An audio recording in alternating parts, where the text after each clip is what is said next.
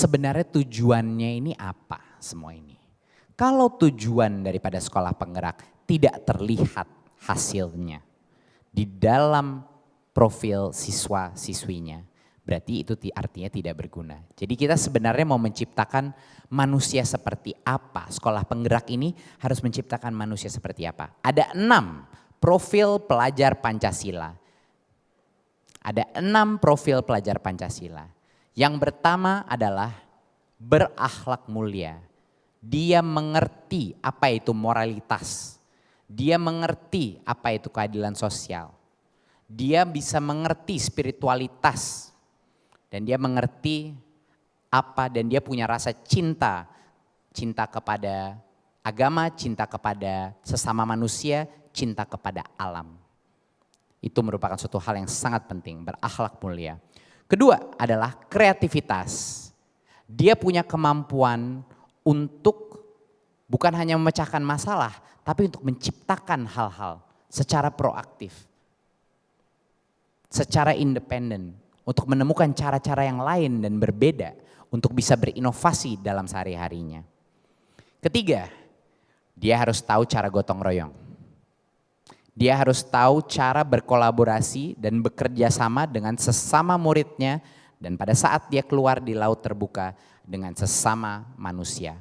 Karena tidak akan ada pekerjaan atau aktivitas yang tidak membutuhkan gotong royong, tidak membutuhkan kolaborasi. Apalagi di era industri 4.0. Kolaborasi menjadi jauh lebih penting lagi. Sekarang aja udah penting. Bayangkan di masa teknologi yang semakin berubah cepat. Keempat adalah kebinekaan global.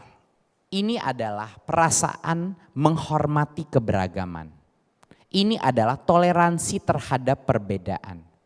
Ini juga artinya dia bisa menerima dan menghormati keperbedaan tanpa rasa judgment, tanpa menghakimi, dan tidak merasa dirinya dia atau grupnya dia atau kelompoknya dia lebih baik dari yang lain. Itu artinya kebinekaan global.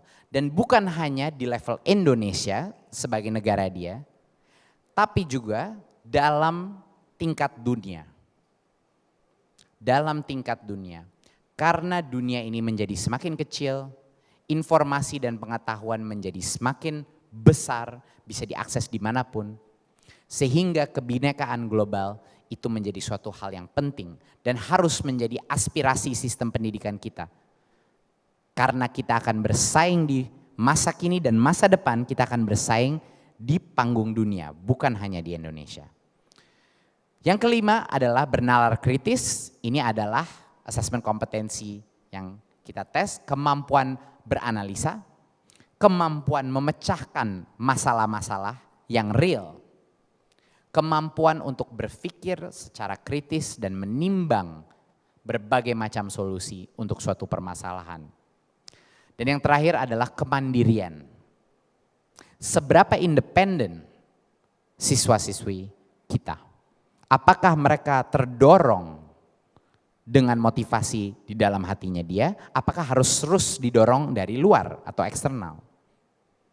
Kemandirian bertumpu dari yang namanya growth mindset. Yaitu suatu filsafat bahwa saya ini bisa menjadi lebih baik kalau saya terus berusaha. Sehingga saya ingin terus mencari informasi lebih banyak, saya harus bekerja keras karena saya bisa menjadi lebih baik. Ini adalah kunci daripada mindset untuk kemandirian siswa-siswi kita.